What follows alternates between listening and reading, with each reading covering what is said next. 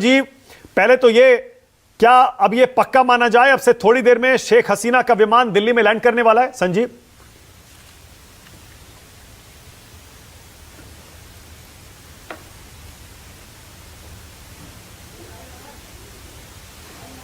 कुछ देर में दिल्ली में उतरेगा और उस विमान में सवार हैं शेख हसीना और उनकी बहन शेख रेहाना।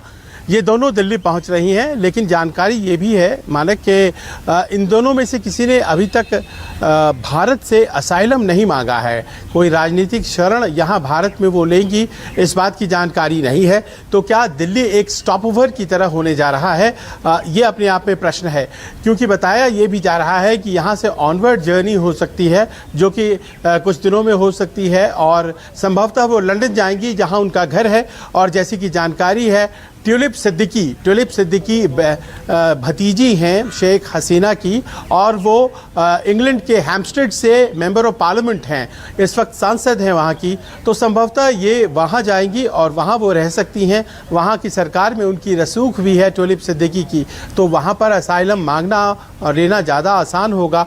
तो भारत पहुँचेंगी, लेकिन भारत से ऑनवर्ड जर्नी होगा उनका, यही जानकारी है। संजीव, लेकिन हिंदुस्तान में शरण देने का ये जो मसला है, आप कह रहे हैं अभी तक इसकी कोई खबर नहीं है। क्या वो लंदन की जगह शेख हसीना हिंदुस्तान में रहना ज्यादा पसंद नहीं करेंगी, क्योंकि वो बांग्लादेश के नजदीक रहेंगी, वहां लौटने की संभावना भी ज्यादा अच्छी रहेगी उनकी? और हिंदुस्तान तो बांग्लादेश का हमेशा से शेख मुजीबुर रहमान परिवार का, अवामी लीग का दोस्त रहा है।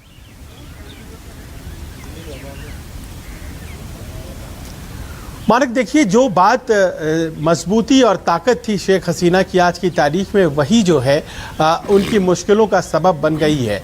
और वो थी कि भारत से मित्रता ही नहीं, आज तक उन्हें वहाँ की सत्ता में कायम रखा। भारत की वो मित्र हैं, भारत उनका समर्थक है। ये बांग्लादेश में हर कोई जो उनका समर्थक है या विरोधी है, ये जानता है।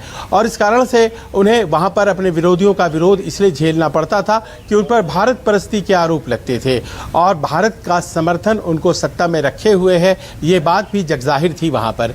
मैं इसी साल जनवरी में वहाँ के जो इलेक्शंस थे वो कवर कर रहा था, और मैं देख पा रहा था कि उनके समर्थक ही केवल वोट करने निकले थे, उनके विरोधियों ने वोट नहीं किया था। और कहा था कि केवल ये नहीं बल्कि इसके पहले भी जो इलेक्शंस हुए हैं वो तमाम रिग्ड इलेक्शंस हैं और मैनिपुलेटेड हैं। इसीलिए अगर वो पिछले 15 सालों से सत्ता में हैं तो उसके पीछे भारत है, और भारत द्वारा उनका समर्थन किया जाना है, और इस कारण से हम इस इलेक्शन में भाग नहीं लेंगे। तो इसका अर्थ ये भी होता है कि आज जब वहाँ पर उन्हें निर्वसन झेलना पड़ा है, वहाँ से वो सत्ता से हटा दी गई हैं, तो ये भारत के लिए बहुत अच्छा संदेश भी नहीं है। क्या भारत के वो जो वहाँ प्रतिष्ठान हैं वो सुरक्षित रहेंगे? इस बात को लेकर के हमारी नेशनल सिक्योरिटी काउंसिल और तमाम लोग जो रक्षा से जुड़े हुए हैं वो इस बात पर नज़र रखे हुए हैं, ऐसे में जबकि शेख हसीना भारत आ रही हैं।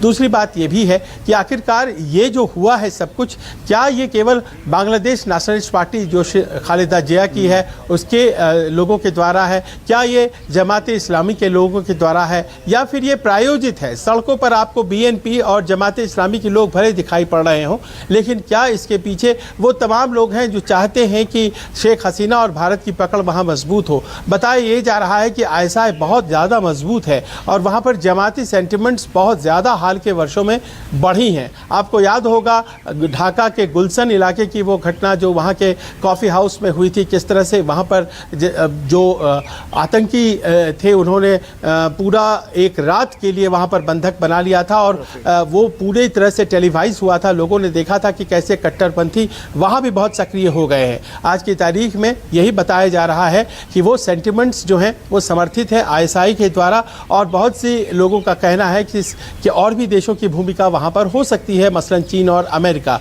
ऐसे में क्या वो आकार आज की तारीख में जो बांग्लादेश का है वो रह पाएगा इस घटनाक्रम के बाद? क्या कहीं बांग्लादेश की जो अखंडता है उस पर ही तो खतरा नहीं हो गया है? और क्या भारत के लिए बहुत सोचने वाली बात होगी, क्योंकि इमीडिएट नेबर है, 4000 किलोमीटर का हमारा जो बॉर्डर लाइन है, उसके बाद क्या स्थितियां बनती हैं वहाँ पर? एक इन्फ्लक्स हुआ था 50 साल पहले, करोड़ों लोग भारत की तरफ आ गए थे, कुछ वैसी घटना तो नहीं होने वाली है। बांग्लादेश की अस्थिरता भारत पर असर डालेगी, ये भी अपने आप में तय है। बिल्कुल सही है, बिल्कुल सही कह रहे हैं संजीव।